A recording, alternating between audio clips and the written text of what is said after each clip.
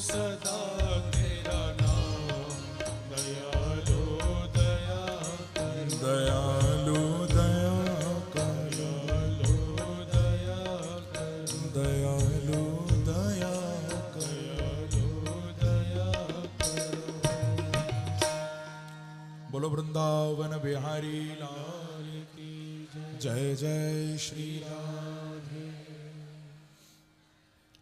तो श्री ध्रुव जी महाराज यही बात भगवान को कह रहे हैं कि प्यारे, मैं तो बस इतना चाहता हूं कि इस वाणी से निरंतर आपका नाम निकलता रहे और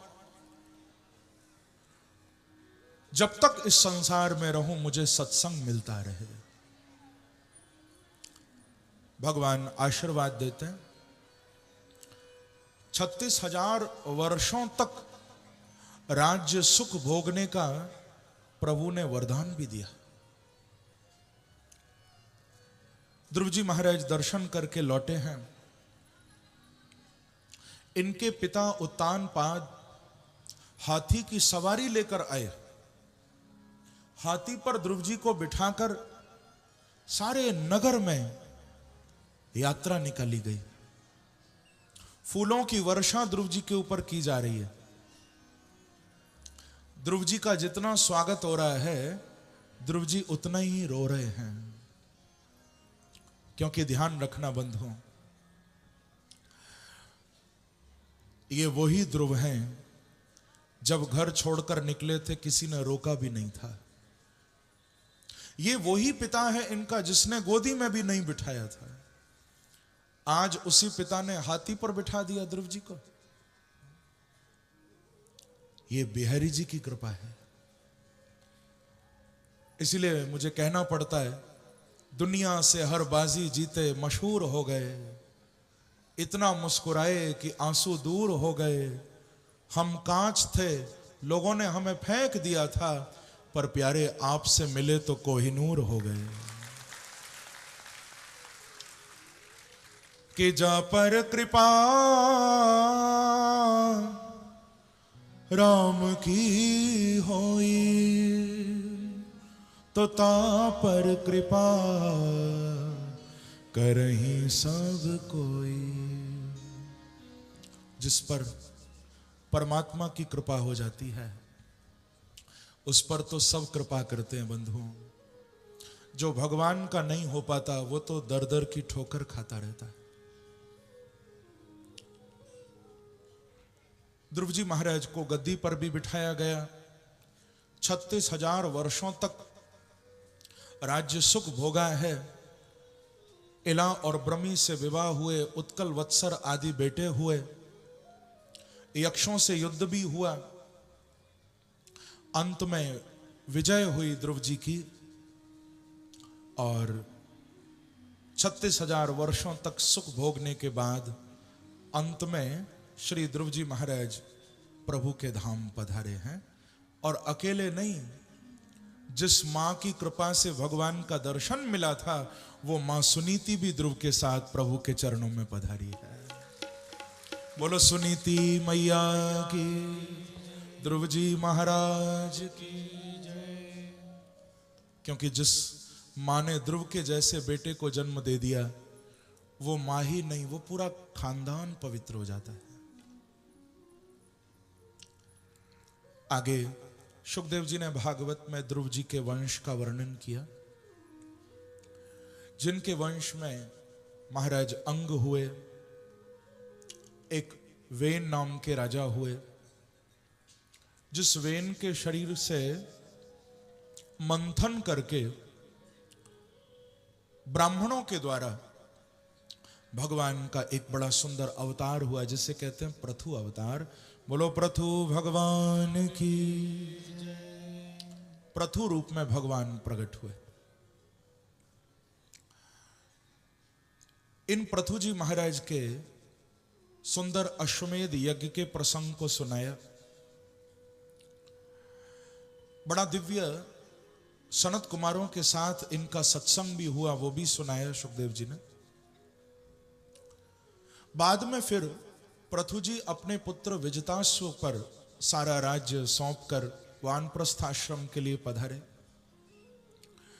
पृथ्वी के ऊपर सुशासन लेकर आए पृथु जी। इनके पुत्र विजिताश्व, विजिताश्व के पुत्र हविर्धान, हविर्धान जी के पुत्र हुए प्राचीन वरही, और प्राचीन वरही के 10 बेटे हुए जो प्रचेता कहलाए, जिन प्रचेताओं को भागवत में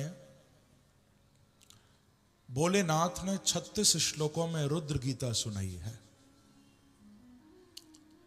रुद्र गीता बड़ी प्यारी है, इसमें प्रभु के नाम की महिमा है कि क्षणार्धम नापि तुलये न स्वर्गम न पुनर्भवम भगवत संग संगस्य मर्त्यानाम किमुताशिषः। बड़ी सुंदर रुद्र गीता सुनाई। लेकिन प्रचेताओं के जो पिता थे महाराज प्राचीन वरही, उनकी यज्ञों में बड़ी आस्था थी, बहुत यज्ञ करते थे। लेकिन कैसे यज्ञ करते थे? हिंसा युक्त यज्ञ करते थे। अपने यज्ञों में पशुओं को मार मारकर उनकी आहुति डालते थे। तो नारद जी ने आकर 5 अध्याय में पुरंजनोपाख्यान सुनाया और राजा प्राचीन वरही के उस पशु बलि यज्ञ को बंद कराया। यहां से भागवत का 5वां स्कंध प्रारंभ हो रहा है। परीक्षित ने प्रश्न किया बड़ा सुंदर कि प्रियव्रतो भागवत आत्मा रामः कथम मुने ग्रहे रमत यन्मूलः कर्म बंधः पराभव। बड़ा ही प्यारा प्रश्न है। सुखदेव जी को परीक्षित पूछ रहे हैं कि गुरुदेव, आपने हमें मनु जी के छोटे पुत्र की कथा सुनाई, परंतु हम मनु जी के जो बड़े पुत्र हैं जिनका नाम है प्रियव्रत, हम प्रियव्रत जी के संबंध में भी थोड़ा जानना चाहते हैं, सुनना चाहते हैं। क्योंकि हमने सुना है प्रियव्रतो भागवत, प्रियव्रत जी परम भागवत थे, जिन्होंने अपने जीवन में बहुत भगवान का भजन किया। पर हमने यह भी सुना है कि ग्रहे रमत यन्मूल, हमको यह भी सुनने में आया है कि प्रियव्रत जी गृहस्थाश्रम में आ गए, घर गृहस्थी के बंधन में बंध गए। तो ये हम थोड़ा समझ नहीं पा रहे, ये एक कंफ्यूजन है कि कहां भगवान का भजन कर रहे थे, फिर गृहस्थ में आ गए, शादी कर ली, बच्चे हो गए, क्यों? सुखदेव जी कहते हैं कि बाण मुक्तम भगवत उत्तम श्लोकस्य श्रीमच्चरणारविंद मकरंद रस आवेशत चेतसो। वाह परीक्षित, राजन तुम्हारा प्रश्न अति उत्तम है। ऐसा प्रश्न तुम्हारे जैसा कोई राजर्षि ही कर सकता है। देखो परीक्षित कौन है? परीक्षित राजा नहीं है। सुखदेव जी कह रहे हैं कि परीक्षित तुम तो राजर्षि हो, राजर्षि सत्तमः। राजा का अर्थ होता है राजा होते हुए भी जिसका आचरण ऋषियों के जैसा है, वो कौन है? राजर्षि। परीक्षित तुम राजर्षि हो। हम तुमको बताते हैं, प्रियव्रत जी के मन में विवाह करने की इच्छा नहीं थी, लेकिन इनके पिता मनु जी आए, उन्होंने बड़ा समझाया कि बेटा प्रियव्रत तुम विवाह कर लो। अपने पिता की बात नहीं मानी तो फिर ब्रह्मा जी को आना पड़ा। ब्रह्मा जी ने आकर समझाया, बेटा तुम शादी करो, तुम विवाह करो। प्रियव्रत जी बोले कि ब्रह्मा जी मुझे इस शादी विवाह के चक्कर में नहीं पड़ना। यदि मैं गृहस्थ के चक्कर में पड़ गया तो कहीं मेरे मन में जो प्रभु बैठे हैं कहीं वो दूर न चले जाएं, क्योंकि भैया मन तो एक है और एक बार में एक ही जगह लगता है। ये मन एक साथ दो जगह नहीं लगा पाओगे आप, ये इम्पॉसिबल है। यदि चाहोगे मन प्रभु के चरणों में जाए तो फिर संसार में नहीं जाने देना। यदि वहां जाएगा तो प्रभु के चरणों में नहीं रहेगा, एक ही जगह लगेगा। और मन का ही खेल है सारा। इस बात से फर्क नहीं पड़ता आपका शरीर कहां है, बात ये मायने रखती है आपका मन कहां है। वेयर इज योर माइंड, उसकी तलाश करो। अब बैठे कथा में हो, मन यदि घर में छोड़कर आए हो या मन दुकान पर पड़ा है तो फिर तुम कथा में नहीं आए। पर यदि आप घर में बैठे हो, आप दुकान पर बैठे हो और आपका मन यदि सत्संग में आ गया तो समझ लेना तुम बांके बिहारी के चरणों में पहुंच गए हो। यदि आपका मन कथा में आ गया, शरीर कहां है उसका उतना महत्व नहीं। आध्यात्मिक मार्ग में मन कहां है उसका महत्व है, क्योंकि अमृत बिंदु उपनिषद में कही गई है ये बात, मनेव मनुष्याणाम कारणम बंध मोक्षयोः।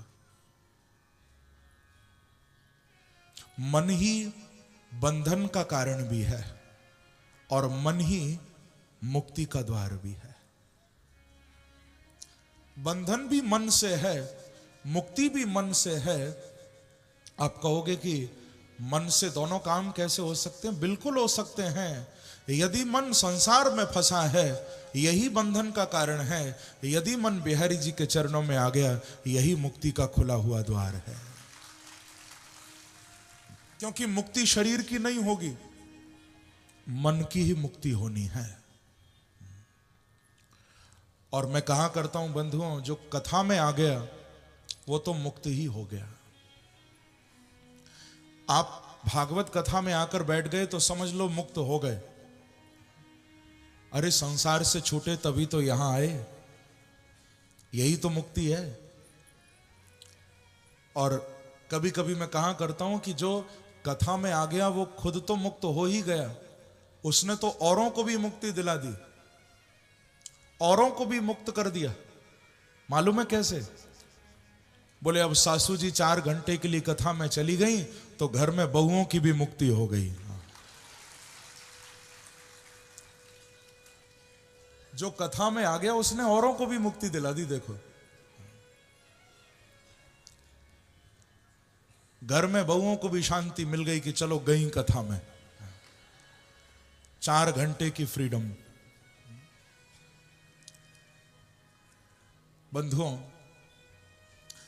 कोई माता जी मेरे पास आई थी, आकर उन्होंने मुझे ये बात बोली थी कि महाराज जब से आप कथा सुनाने आए हो आपने मेरा बड़ा नुकसान किया।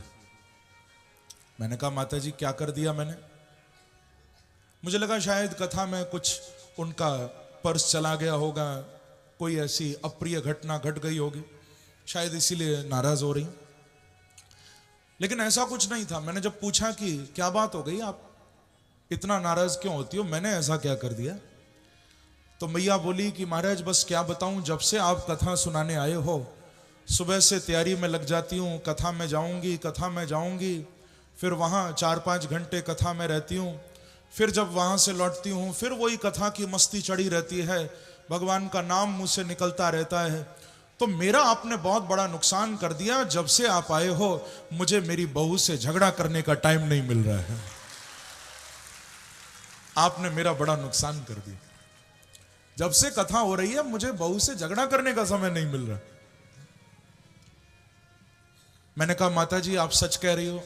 बोली बिल्कुल सच कह रही हूं। मैंने प्रणाम करके कहा कि आपका भले ही नुकसान हुआ होगा, लेकिन मेरा तो कथा गाना ही सफल हो गया। यदि कथा गाने से सास बहू का झगड़ा मिट जाए तो भागवत गाना सफल हो जाए। एक बार कहिए श्री राधे। तो बंधुओं, जो कथा में आ जाता है वो स्वयं तो मुक्त होता ही है, औरों को भी मुक्त कर देता है। आज यहां पर मन के संबंध में थोड़ा समझने वाली बात यह है इस प्रसंग के माध्यम से कि हमारा मन प्रभु के चरणों में कैसे जाए। यह बहुत लोगों का प्रश्न होता है कि महाराज भजन तो करने बैठते हैं पर मन नहीं लगता, भजन तो करते हैं लेकिन मन नहीं मानता, मन हमारा भागता है। तो उसके लिए बंधुओं एक छोटा सा उपाय मैं कभी कभी बताया करता हूं कथा में, याद आ रहा है तो आपको बता दूं, यदि कहो तो, यदि मन बस में करना हो तो। वैसे तो मुझे लगता है कि आपको जरूरत नहीं है मन बस में करने की, आपका तो वश में ही है सबका, है ना? अरे भैया ये तो वैसे भी रोहतक है, मुझे तो ऐसा लगता है कि रोहतक की तो रूह तक बिहारी जी उतरे हुए हैं। ये रोहतक है ना, यहां तो सबकी रूह तक ठाकुर जी उतर गए हैं। और आप लोगों का प्रेम, आप लोगों का भाव, जिस निष्ठा से आप लोग इस पवित्र प्रांगण में बैठकर संतों के, महापुरुषों के सानिध्य में कथा सुन रहे हो, सच बताऊं आपकी मस्ती देखकर मुझे बहुत आनंद आ रहा है। तो वैसे तो यहां सब प्रभु के भक्त ही हैं, पर फिर भी यदि मन को वश में करने का उपाय किसी को यदि जानना हो तो मैं बताऊं। चाहते हो? लेकिन जीवन में अपनाओगे तब तो बताऊं। ऐसा नहीं कि सिर हिला के चले गए बस भूल गए, अपनाओगे तो बड़ा छोटा सा उपाय है। यदि मन को वश में करना है तो मैं बताया करता हूं बंधुओं, दो में से एक काम जरूर करना जीवन में, या तो मन के आगे एक ना लगाना या मन के पीछे एक ना लगाना। यदि मन के आगे एक ना लगाओगे तो बनेगा नमन, मन के पीछे एक ना लगाओगे तो बनेगा मनन। या तो प्रभु के चरणों का मनन करते रहना या बिहारी जी के चरणों में नमन करते रहना, तो एक न एक दिन आपका मन जरूर वश में आ जाएगा। बोलो वृंदावन बिहारी लाल की जय। महाराज प्रियव्रत जी ब्रह्मा के कहने पर विवाह करते हैं। विश्वकर्मा की बेटी वर्हिष्मति के साथ विवाह होता है और इनके सुंदर सुंदर पुत्र होते हैं, जिनमें सबसे बड़े थे महाराज आग्नेद्र। जिन आग्नेद्र जी का विवाह स्वर्ग की अप्सरा पूर्वचित्ती के साथ हुआ, जिनके यहां पर 9 बेटे हुए, जिनमें सबसे बड़े थे महाराज नाभि। जिन नाभि जी का विवाह मेरू देवी के साथ हुआ और इनके यहां प्रभु एक अवतार लेकर आए जिसको कहते हैं ऋषभदेव अवतार। बोलो ऋषभदेव जी महाराज की जय। ऋषभदेव के रूप में अवतार लिया। ये बड़ा सुंदर अवतार है। इस अवतार में प्रभु ने अपने 100 पुत्रों को भागवत में उपदेश किया है और वो उपदेश ही बड़ा विशेष है। इनके 100 बच्चे थे। अपने 100 पुत्रों को लाइन से खड़ा करके ऋषभदेव जी क्या उपदेश कर रहे हैं आप भी सुनिए। कहते हैं कि नायम देहो देह भाजाम नृलोके कष्टान कामान नरहते विडभुजाम्ये। तपो दिव्यम पुत्र कायेन सत्वम शुद्धेद्यस्मा ब्रह्म सौख्यम त्वनंतम। बड़ा ही प्यारा उपदेश है। कहते हैं कि बच्चों, नायम देहो देह भाजाम निलोके, तुमको ये मानव शरीर क्या केवल भोग भोगने के लिए मिला है? ये मानव शरीर क्यों मिला? बच्चों, इस शरीर को पाकर केवल खाना पीना, सोना, शादी करना, बच्चे पैदा करना, केवल इतना ही काम नहीं है। क्योंकि ये सब काम तो हमने तब भी किए थे जब हम पशु थे, जब हम जानवर थे।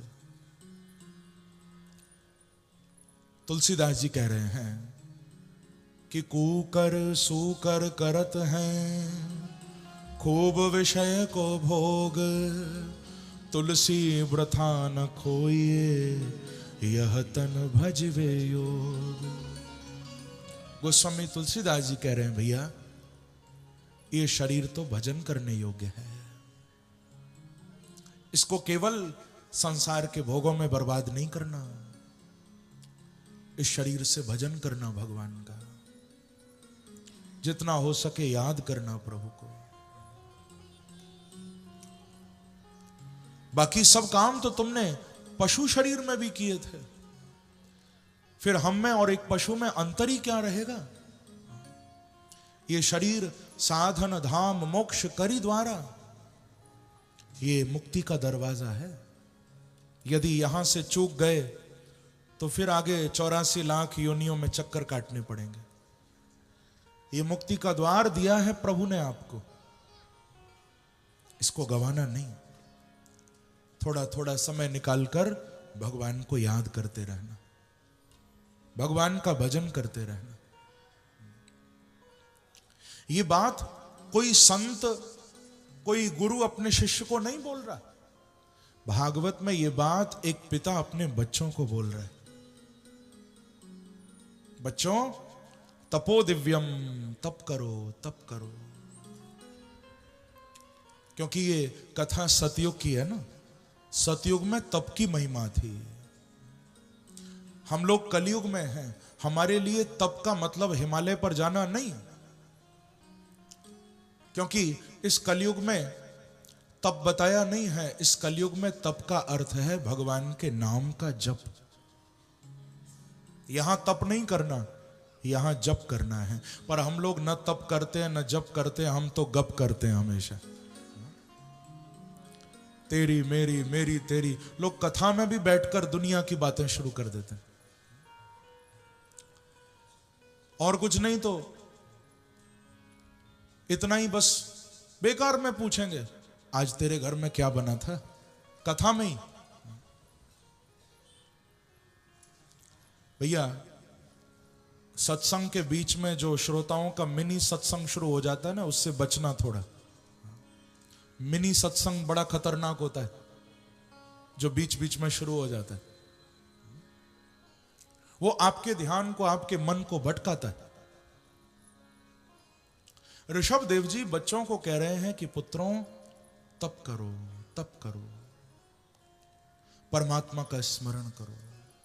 एक पिता ऐसे शब्द बोल रहा है, शायद आज का कोई पिता या आज की कोई मां नहीं बोल सकती। मालूम है क्या कह रहे हैं? कहते हैं कि गुरुर्न सस्यात् स्वजनो न सस्यात् पिता न सस्यात् जननी न सस्यात्। जो तुम्हारा परिचय भगवान से करा दे। भागवत का ये प्रसंग हम सबके जीवन में शिक्षा दे रहा है बंधुओं।